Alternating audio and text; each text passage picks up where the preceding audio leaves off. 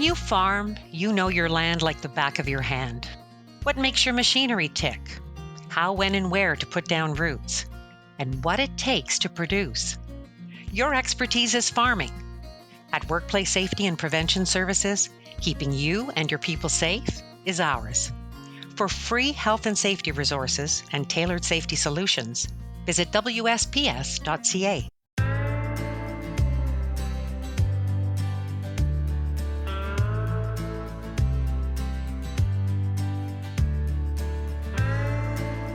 Hello and welcome to Cultivating Safety, a joint venture of Between the Rows, the podcast of Glacier FarmMedia and Workplace Safety and Prevention Services, the health and safety partner of the Canadian agriculture and food sector. I'm Gord Gilmour, and my co-host today is Kristen Hoffman. Hi, Gord. This episode, we'll be looking at safe livestock handling and noise risks in hearing protection. And at the end of the show, we'll give you a link to valuable resources to make your farm safer. Kristen, I'm just a kid from a grain farm and never really had much to do with livestock, but I understand your family did have animals. Any stories to share with us about safety? Oh yes, endless stories from cows to horses and bites to kicks.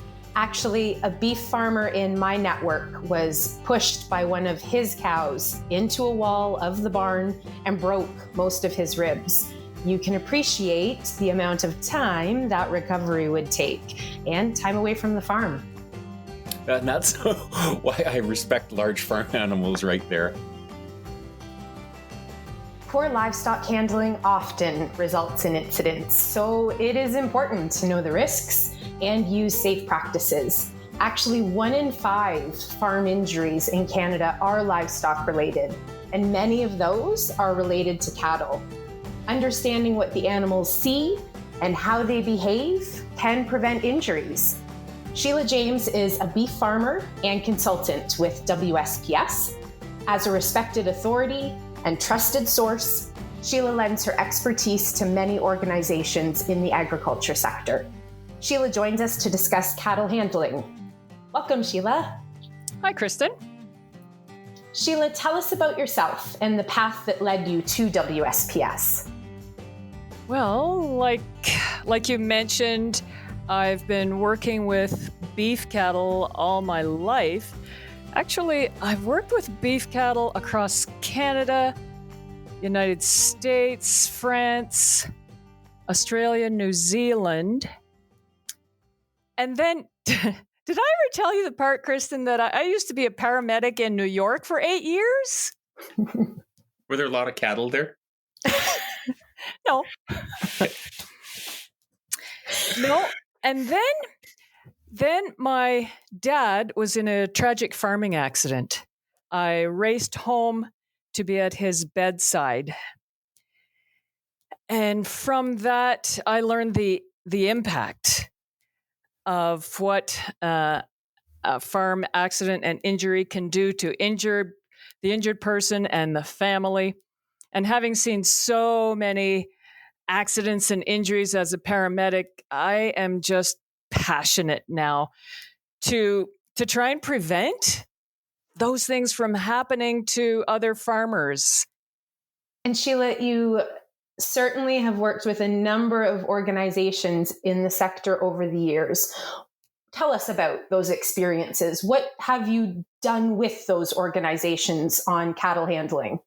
Well, I've given workshops, done speaking, written articles for the Beef Farmers of Ontario, Canadian Cattlemen's Association, just to mention a few.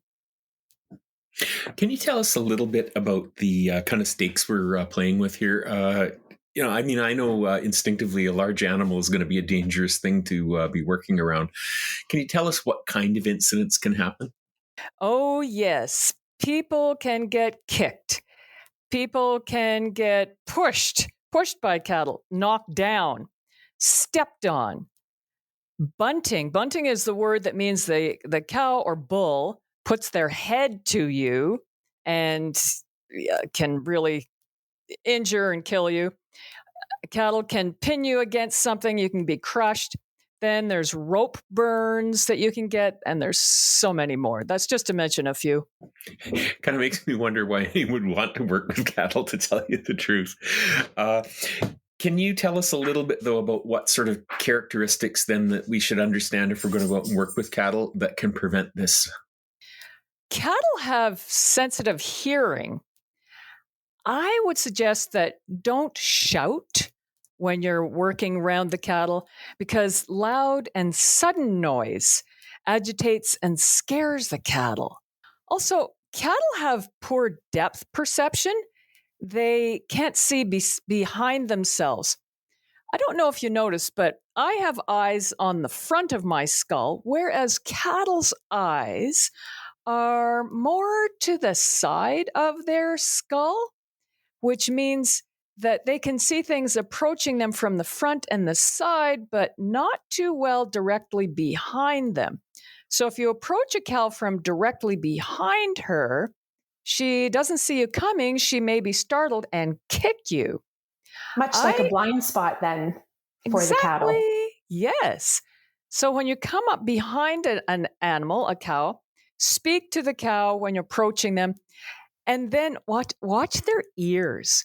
You can tell what a cow is thinking or is focused on by seeing what direction their ears are turned toward. I call it their ear radar. So when I walk up behind a cow, I speak to her, hello, girl. One of her ears turns to the back. I know that she has heard me and knows that I'm there. Cattle's vision, it's not as good as ours. I've noticed that they'll often balk or refuse to walk over ice or even a puddle, sometimes even a shadow or a change in the ground surface or the floor surface, because their depth perception isn't that great. I need to give them time to figure it out. So don't push them. Don't make them go where they need a moment to pause and check it out. They're trying to figure out, what is this? Don't use an electric prod. Actually, never use an electric prod, please. They love an electric prod about as much as I love being zapped by the electric fence. And no one enjoys that. What's an alternative? Or what are your tips then to move cattle without? Consider using a sorting stick when working with cattle. For example, a hockey stick. It's basically an extension of your arm. A gentle tap to guide them in the direction you want them to go. That's all you need. So it sounds to me that it's got a lot to do with sort of just recognize that these are kind of complex creatures that you're dealing with, and being a bit gentle when you're moving them so that they don't kind of pick up on that energy and bring it right back to you. Absolutely. That herd instinct as well, the need to sort cattle out from the herd, is in and of itself a challenge. What practices should farmers understand given this instinct? Staying close to the herd protects the cattle, especially calves. Calves, they're trying to protect them from predators. That's why they want to stay close in a herd. Separating one animal from the herd makes that animal feel unsafe and scared. I've seen a cow alone will try and jump out of the pen and get back with the herd where it's safe.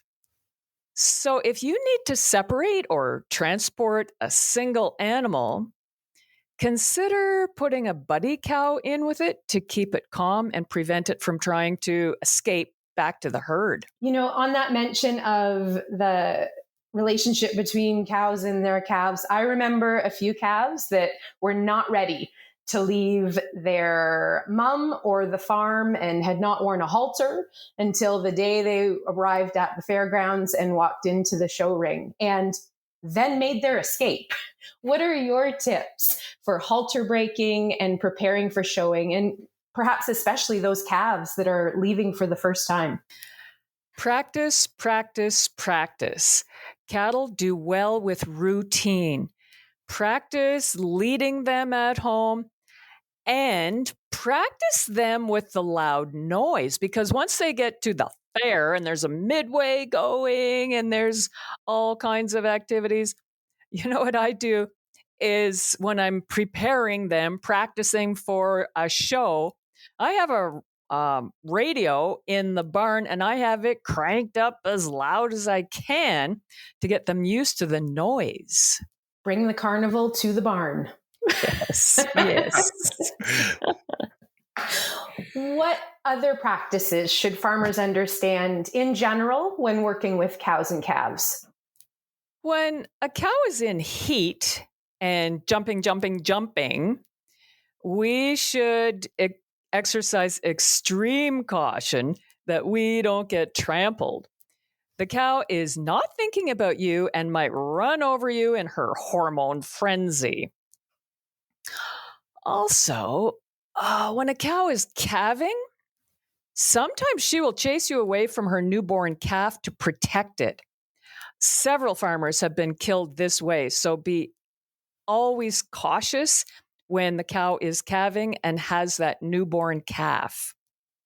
The maternal instinct is strong. Very strong. When weaning calves, you separate the cows from their calves, then you have to listen to the deafening sound of them bawling. They will try to go through or over or under the fence to get back together. By using a quiet wean nose flap on the calves that you're weaning, they don't have to be separated from their mothers. They actually, it causes them that they can't latch on to their mother's udder. They can stay with the mother, so we don't have that separation stress. And I find that really helps to reduce the stress on both cow and calf. So you can accomplish the weaning without separating the cows from their calves. They can maintain that relationship then. Correct. And now, what about working with bulls? They have a reputation for being dangerous. There's even that old line about if you mess with the bull, you'll get the horns. So it's something I think everybody's aware of. What do you have to do to stay safe when you're working with them, though? You're absolutely right. Bulls continue to be a major safety concern for us. And I've found that they can be calm and docile for years. Then they can become mean, and that's unsafe for us to handle. No matter how good your bull is, if they show any sign of aggression toward you, dispose of them. Don't risk your own life just because he's a good bull. Bulls will use force to get to a cow in heat. They will jump over, go through, go under to get to her. The thing with bulls is they have so much muscle that they can, if they try and push you out of the way, yes, too many farmers have been killed by bulls. So what are some of those, this is something you want to nip in the bud, clearly, right? So what are some of those really early signs of aggression then that a farmer should be looking for? If a bull puts his head down to you and is coming toward you, that's a sign. That's a sign that they're aggressive. And I've had bulls and they were just trying to be friendly and come to me and but they were pushing too hard. I just can't take the risk. The size and power might get away from them and causes those risks then for you. Absolutely. So there may be instances where you're going to have bulls either on pasture together or that show ring we were just discussing. What are your tips when we might be in close proximity with other bulls then? What I found, if you're showing a bull, you will go into the show ring. You need to keep extra space between you and other bulls in the ring. I've seen the bulls, they'll get all snorty. They puff themselves up and try to turn sideways. They have a very strong urge to fight the other bulls in the ring. I found that by having a ring in the bull's nose, we have more control over the bull. A good tip when we're in the ring. Yes. Also, I've found that when you put a new bull in with one or more bulls in the field, there will be a big bullfight to determine who will be the boss bull. They will be battered and bruised after the fight, but if you try to rush in to break up the fight, you can get killed. To break up a bullfight, consider sending your working dog in after them, or perhaps you on horseback, but never you on foot. I've seen so many bullfights, we just leave them. Let them fight it out. It doesn't take long. It's over. Somebody will be limping, but they don't usually kill each other. Sheila, what are any other tips in general that you have for farmers to understand for cattle handling? Not a bad idea to work with another person so that you're not working alone in case you do get hurt. We need to always respect the size of the animal. They're so much bigger and stronger. And even if they're calm and gentle, if they flick their head one way, they can hurt me. I remember working in the prairies, calving cows on pasture. And when the cow had her calf, she wanted to kill me. She wanted to get me away from her calf. I need to have an escape route. I need to have a tractor or a truck or an ATV or something to get on or get out of the way. Another one, do not wrap or tie a rope around your hand yourself because you're trying to lead or pull the animal. The animal darts or startles, and now you're being dragged down across the field. So don't wrap or tie the lead rope to yourself. So we do need to be patient. We need to be quiet. No running, no shouting. Don't stress the cattle. Stress, of course, affects us as people. How about the cattle themselves? What are the results of stress? When they're stressed or startled, scared, agitated, their heartbeat goes up, and it takes 20 to 30 minutes for their heart rate to go back down to normal. If cattle are stressed, their weight gains go down, their conception rates go down. Calm cattle will have improved weight gains, better immunity, and better conception rates. So by understanding cattle behavior, we can reduce cow stress to get increased cow productivity and reduce the risk of injury to you. Sheila, thanks so much for your insights and stories on cattle handling over the years, not only through your career, but in your own backyard. My pleasure. Thank you.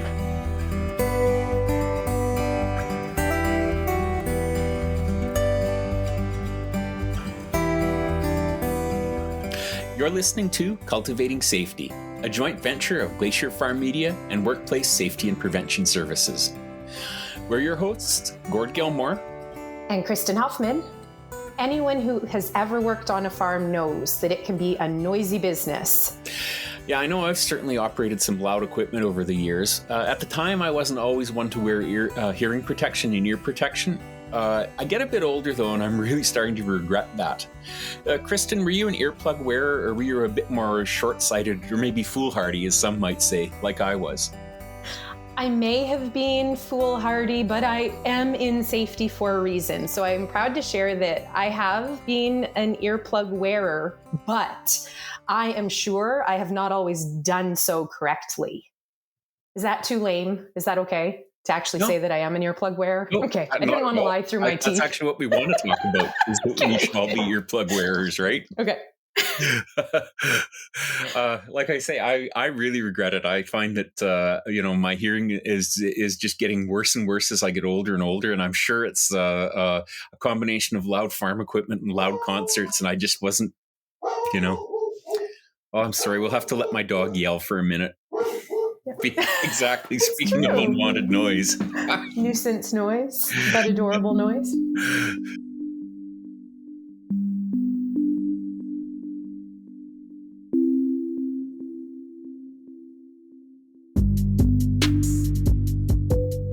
Farms are loud places, but how loud is too loud? Noise-induced hearing loss is a common problem among farmers. Actually, hearing loss in adult farmers is almost double that of non-farmers. Damage that occurs from noise exposure is gradual. It sneaks up on us. And the higher the noise level, it really is the shorter the exposure time that is required for that damage to occur. Noise-induced hearing loss is irreversible. It seriously degrades quality of life, but it is preventable. Sarah Lovell is a senior consultant and occupational hygienist with workplace safety and prevention services. Sarah joins us to discuss the impact of noise on the farm and tips to prevent hearing loss. Welcome, Sarah. Sarah, tell us about yourself and the path that led you to WSPS. Yeah, I have been an occupational hygienist for just over 20 years, mostly in consulting, being able to go out to many different workplaces. And then joining WSPS, I was able to focus on manufacturing and the agriculture sectors. Yeah, occupational hygienists really focus on the health hazards in the workplace. So what I mean by that is our chemical exposures in workplaces, as well as physical hazards such as noise, and how those hazards in the workplace pose a risk to our health, and really assessing whether the exposures we have in the workplace will negatively affect our health in the future. So we really focus on helping workplaces understand what the hazards are and anticipating what that risk may be, as well as being able to collect samples in terms of what those exposures are. So really being able to understand what the exposures are and being able to help them with the controls that are appropriate for their workplace, depending on where exposures, for example, noise, are coming from, and how we can control that to protect worker health going forward. And how does noise affect us? I'm always a little bit surprised that it's something that, it'll say I'll attend a concert and I'll expose myself to a lot of noise and it'll bother me for a couple of days and it'll go away. But then I'm told it's also cumulative as well.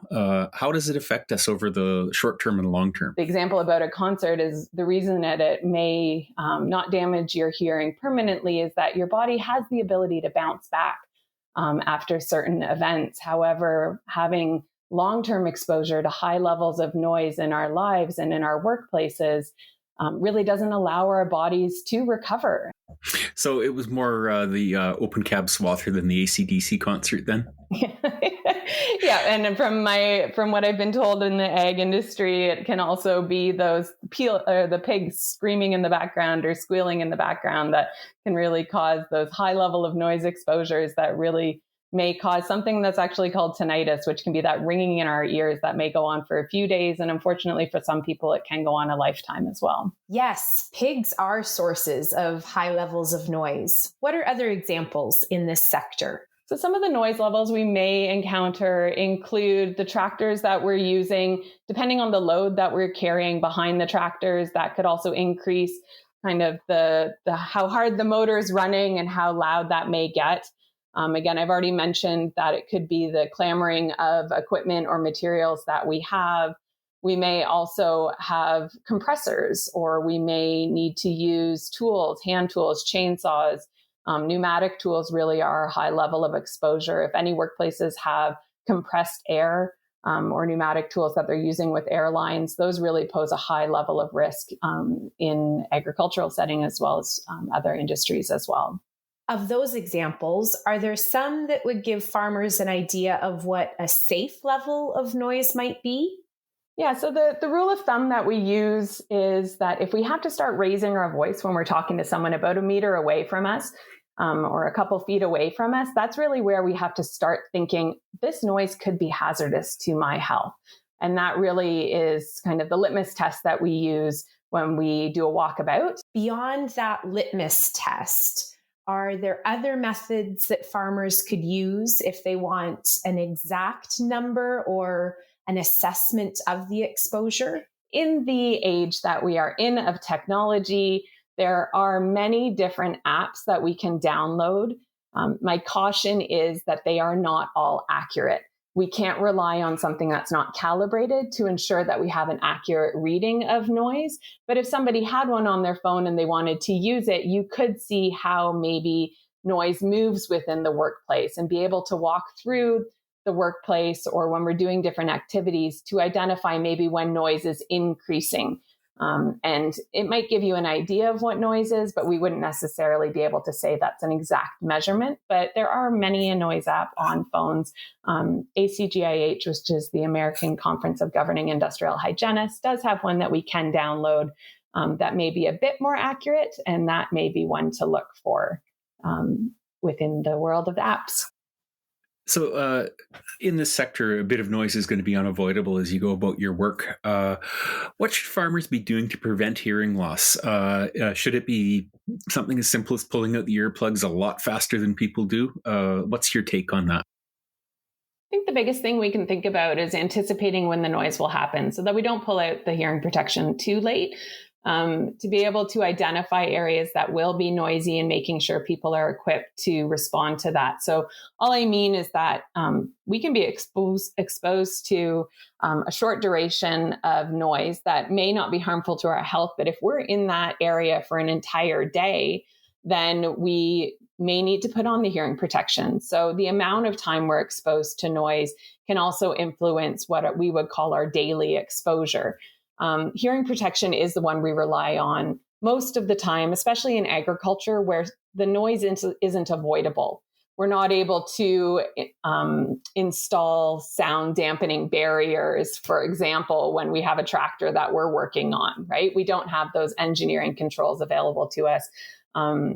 The pigs are the pigs, right? They're not going to quiet down just because we walk into the barn. They're going to probably get louder because they know that they're going to be fed, right? So I think when it comes to hearing protection, the main thing to know is that all hearing protection isn't created equal. Not all hearing protection fits people the same way. So when we think about hearing protection, what we should be keeping in mind is the hearing protection comfortable? Are people wearing it correctly? And are people wearing it when they should be wearing it? And so I think if somebody doesn't like earplugs because they're uncomfortable, then let's use ear muffs. When we look at different earplugs, you may look at a box and see writing on it that says NRR and a number afterwards. What that actually is the noise reduction rating. So the higher the number on that noise reduction rating, the greater the level of protection based on kind of laboratory analysis. So we can't take that number for what it is. So if it's, for example, an NRR 32, it doesn't mean that the levels will be reduced by 32 decibels exactly. What we have to account for at that point is how well is the fit for someone's ear and that sort of thing. But what we can say is that typically an NRR of 32 would be higher than a 27. So when we're looking for different types of hearing protection, keeping that in mind is really important as well. What are some of the signs of hearing loss that farmers may experience?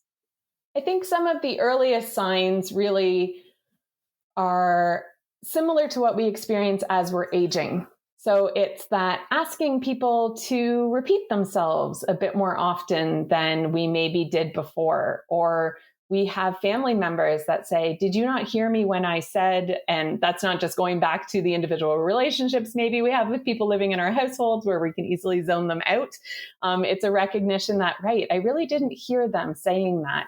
And really, when we can't hear noises the same way, we might not even know it's happening because it happens gradually. And I think that that's really, if somebody points out that it seems like our hearing may not be the same or that we're not hearing them well, or we are asking people to repeat themselves often, really that's a time where we should go to an audiologist and get our hearing checked, or talk with our healthcare practitioner to have a conversation with them, because there is normal hearing loss as we age. Again, it's similar to eyesight.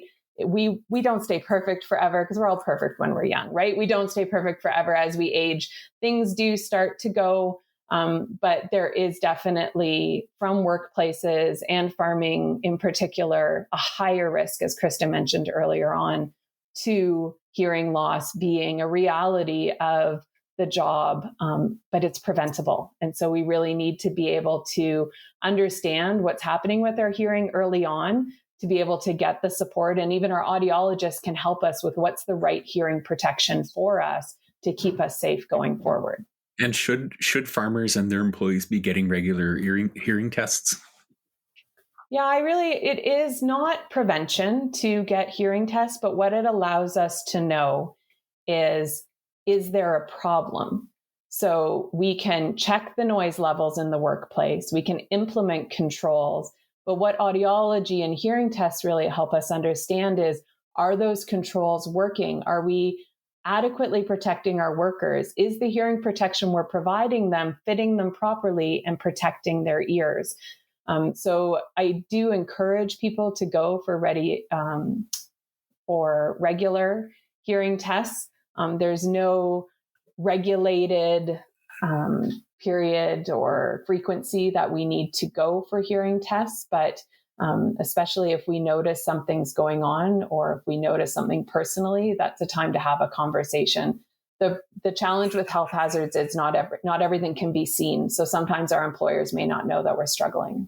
So why should farmers care to prevent hearing loss?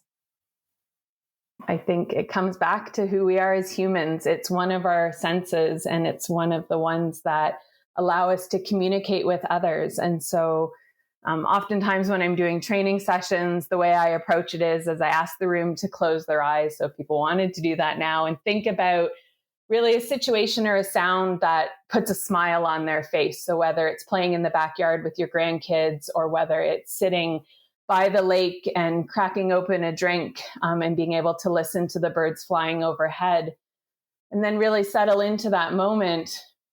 And then if I were to tell you you'd never hear that sound again, how does that make you feel? And if we really think about that hearing loss really prevents us to being able to hear the things that we love and participate in the daily things we do with our loved ones and our friends and our colleagues, and even being able to do some aspects of our work. When we lose our hearing, we lose our hearing. It doesn't come back. Sure, you might be able to get a hearing aid that helps you communicate, but talk to anybody who has to wear one, and they wouldn't say it's the same life they were living before. So in the end, that's as easy as it comes to, is to preserve being able to live the life you were before and enjoy everything that the world has to offer us. Protect what hearing you have. Do not take for granted how valuable it is. Thanks so much, Sarah, for sharing your insights on noise and tips on how to protect ourselves on the farm. I appreciate the opportunity. Thank you very much, Sarah.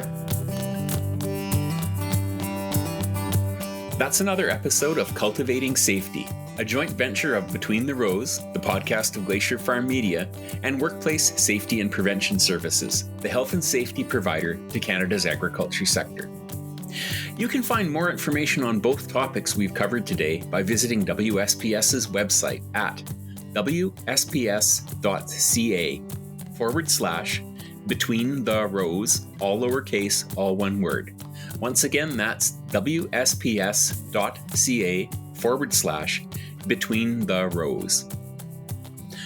For Between the Rows, I'm Gord Gilmour. And for WSPS, I'm Kristen Hoffman. And we're both saying so long for now and stay safe.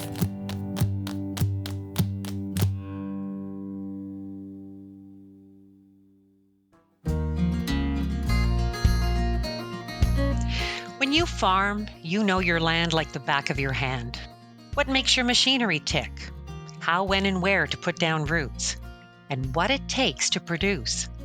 Your expertise is farming. At Workplace Safety and Prevention Services, keeping you and your people safe is ours. For free health and safety resources and tailored safety solutions, Visit WSPS.ca.